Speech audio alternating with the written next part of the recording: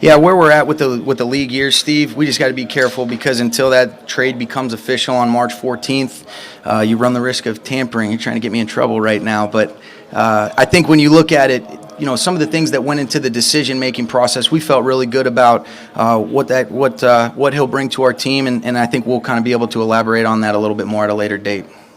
Coach, what did you learn in year one about, and you've been coaching for a long time, so it probably wasn't just last year, but about having to treat different players differently, coach them differently, know how to push the right buttons on a case-by-case basis? Yeah, everything that we do starts with building and developing relationships. And I think when you have an understanding of what makes a certain player tick, how they respond to different forms of motivation, it always starts with building that relationship. And I think that opens up the avenues to be able to, coach a player where they're more receptive and they realize it's not criticism, it's just how can we work together to collaborate and find a way to help a player and our team reach their highest potential. And I think it's about being around great examples. You look at just our coaching staff and you talk about Wade Phillips and the way that he's able to connect with different types of players over the course of his career. John Fossil. We've got great leaders on our staff that enable you to listen and learn from them as well, and that can help you lead moving forward. Hey, Coach, the way you use words this past year, this run game, this is a run game, how much better can you get? What things are you thinking about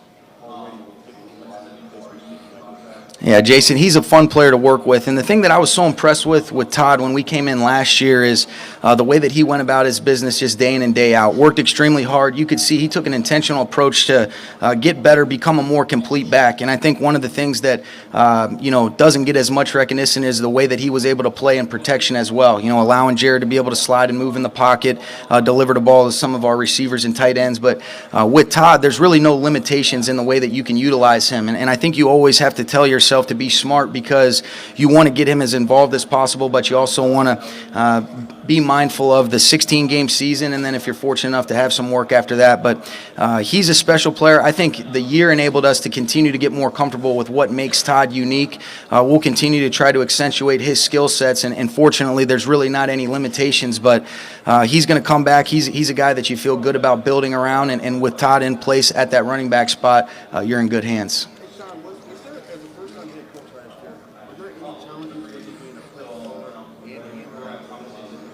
Yeah, there was, and I think the unique thing about it is being able to lean on different guys, working for Jay, having worked for John Gruden, even when Coach Shanahan did it when he was in Denver. I think being able to learn from some of the guys that you've been around, get their advice, their perspective, and what was instrumental for us is being able to have great leaders really on some of those other sides of the ball that you're not as heavily involved in. Wade Phillips on defense, John Fossil running our special teams. Matt LaFleur did a great job as an offensive coordinator. You look at Aaron Cromer and the way that he was able to help our run game, and then Joe Barry as our assistant head coach. But it's all about surrounding yourself with great people. Certainly the year provides a great opportunity to look inward and feel like, there's a lot of things that even though you might have think that you did a lot of things well, if you're really being honest with yourself, you can improve just being more organized, a better play caller, a better way of continuing to be consistent with the messaging for our players. So that's what you're excited about going into year two is looking at how you can improve specifically as a head coach. But there were definitely some challenges, but the great people kind of allow you to handle it in a manner that's conducive for us to be able to have a little bit of success. Yeah, there's really not any advice Matt needs. Matt's been doing this for a long time. I think you just want to continue to be a supportive friend. If there's ever, we always enjoy just talking ball, but he's ready for this opportunity. He'll do a great job leading. I think it's great that he's able to get, his coaching staff finalized where you're able to coach your coaches. Working under a great coach like Mike Vrabel, I think will be a unique opportunity and calling some plays. Now he'll be able to, I'll be able to call him and bust his chops like he did for me after some of those bad play calls I made. It was, Miles, but I think when you really look at it, I think there were some specific aspects of it that make you feel a little bit more comfortable. One, he's a great person. I wouldn't be fortunate enough to be in the role that I'm in if I didn't have people that were willing to invest and allow you to take steps in your career where play calling is one of those steps, if you continue to want to try to achieve being a head coach at some point. And I think for Matt, being a team that we just played their division, being in another conference, you felt good about that. I think it was an opportunity that he's ready for. And then I think what you also felt good about were the people in the building that you're going to move up to be able to take some of the roles of Matt LaFleur and Greg Olson. You have so much confidence in Shane Waldron and Zach Taylor, and I think that's why when you do have a good building, you want to show that you're invested in helping people grow and move on, but it makes you feel more comfortable because of the pieces that we had in place as well. Yeah, it leaves a big void, but, you are confident in Shane Waldron's ability to step up. And, Matt did a great job of being able to communicate with our quarterbacks, be able to kind of organize some of the game plans. He was a great sounding board for me to bounce things off of. So, he had a huge influence, and he was instrumental in the success we had offensively. But like we said, when you've got guys in place that you feel like can kind of take over some of those roles and responsibilities, you always have such a huge amount of respect for what Matt did, but also confident in Shane's ability to step up and do an excellent job, just having worked with him for the last couple years. Sean, I know it's against your backups in Week 17, but what did you see of Jimmy Garoppolo and also the week leading up on film? Yeah, you saw a lot of good things. I think when you look at it, a huge amount of respect for Kyle and the way that he's able to put his players in good spots. And then I think with Jimmy, you talk about some of the traits that you're looking for. Natural thrower of the football. He can move around, buy time with his legs, change the launch point, showed a great feel for the play action game. So you see why they're excited about him. I always joke with Kyle, I wish we were in another division, but it'll be fun competing against those guys, and Jimmy did a great job for him. Do you subscribe to the fun rivalry of Sean Mcvay and Jared Goff against Jimmy Garoppolo and Kyle Shanahan? I think it's fun to go against guys like that, but then you also realize, you look at the consistency of Coach Carroll and what Russell Wilson's done leading them. I think a lot of people forget that with 2 games left, we're really playing them almost for the division. So Seattle's still a force to be reckoned with, and they're an excellent team, well coached by Coach Carroll, and really impressed with Coach Wilkes and what he'll bring to that organization. So I think for our division as a whole, you're excited about the competitiveness. I don't know that I really could say I'm excited, but it's going to be a great challenge for us going against those 3 teams again next year. Yeah, it's a huge priority for us. I think you look at what LaMarcus was able to do, just moving from being kind of exclusively a nickel over the last couple years, transition into playing the post safety. Obviously, he can come down in the box and cover. I think some of the things that he can do in Wade's system, makes him a huge priority. He's a great person as well. He kind of represents a lot of the things that are right about your locker room and kind of what you want guys to embody from a football character standpoint, the way they attack every single day. And, LaMarcus is somebody that's very important, and we'd like to get him re-signed for sure. Can you put your finger on any specific? Start over. I didn't hear the beginning, Rich. Go ahead. Sorry, I'm not speaking Coach Jared is review, but throughout your career, quarterbacks moving from year 1 to year 2. What are some of the critical elements for the season to make sure there's a springboard for the type of success? I think the thing that was unique, each player that you deal with provides a unique perspective, and that's part of the experiences that you have. But specific to Jared, what I think you were so impressed with is when you come in and you get to know him, even though the rookie year didn't go the way you wanted, I never sensed a guy that was ever fazed by that and didn't have a sense of belief and an expectation internally where, he felt like he was going to do well. And I think that confidence, that quiet confidence that the way that he carried himself, his disposition, his demeanor, it rubs off on his teammates. And he went to work. He didn't make any excuses for why things didn't work out in year 1. He took full accountability, went and worked with Coach House and Adam and those guys, and I thought he came back ready to go, and he was very coachable. He was receptive to some of the things that Matt and Greg Olson were teaching him on a daily basis, and I thought you see him get better, and that's what smart, conscientious players do, and that's what you can expect from those guys that are wired the right way like Jared.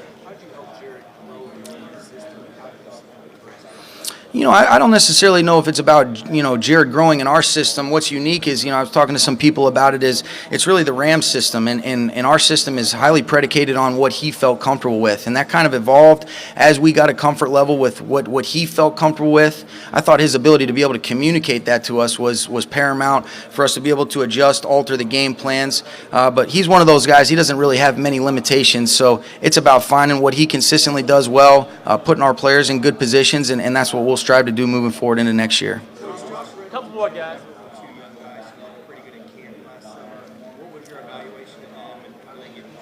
You said Josh and Gerald.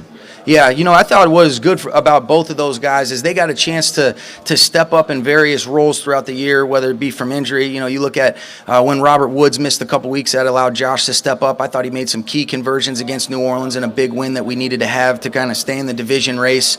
He's a guy that has all the traits and characteristics. He's wired to separate, great catch radius. So we're excited about Josh moving forward into next year. And then a lot of the same with Gerald. I thought he supplemented Tyler Higbee really well in some of those known passing situations. Makes a couple big plays, was able to have a huge 4th-and-1 touchdown against the Cardinals that ended up being a big play for us to be able to win that game. Makes a couple plays against the Giants. So Gerald is a guy that has a lot of ability. I think it's continuing to get more comfortable playing the tight end position at the professional level. And we ask a lot of our guys being able to play in the run and the pass game and sometimes compete in protection. And Gerald's a guy that I think he's going to attack the offseason the right way, and we're hoping to see him continue to improve. But those are two guys that you're excited about. Coach, can you put your finger on any specific reasons why some mid-round rookie wide receivers in recent years seem to be outperforming the early round guys? Cooper Kupp, the latest example, but this has been a trend 4 or 5 years. Well, I don't know. Specifically with Cooper, I think one of the things that you don't want to lose sight of when you do come to the Combine, and it's such a great event and an opportunity to evaluate these guys, but it still is about playing football. And, whether a guy runs a certain 40, can he separate? Can he catch the ball? Can he create?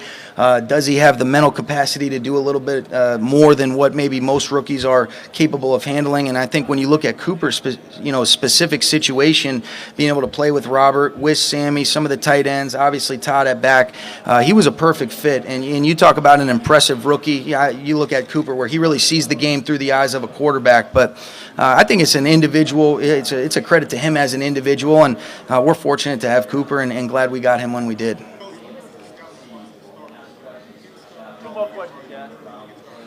Yeah, in terms, I think the most important thing for us is let's first evaluate our own roster, and then that affects how we move forward with free agency and with the draft and any potential trades that you want to look into if there's certain players that you can acquire. But for us, really, it's about evaluating our players, and then as far as getting familiar, that's where it's so important to be in alignment with our personnel staff, where Les and his guys have gotten a chance to get a jump on knowing the nuances of kind of what this draft entails.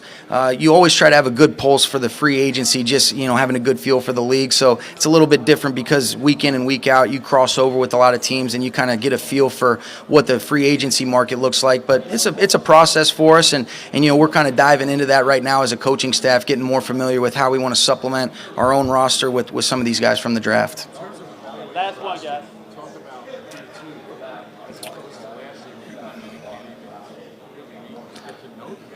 Yeah, we were just talking about that the other day. It's instrumental for us being able to move forward, at least having a better idea of what do we have now and then how that alters the way that we want to kind of get some of those pieces in place, supply some depth, specifically to the receiver position last year. You look at the tight end position, we feel pretty good about the depth we have there on the offensive side of the ball, and it's looking at the depth up front. You feel good about your quarterback room, and then you can never have enough guys that can rush and cover on defense. So I think being able to know what our own roster looks like, having had a year of seeing how these guys fit in our system, but also how we adjust our system to them, gives us a good opportunity to try to continue to build on what last year was. Thanks, guys. All right, thank you.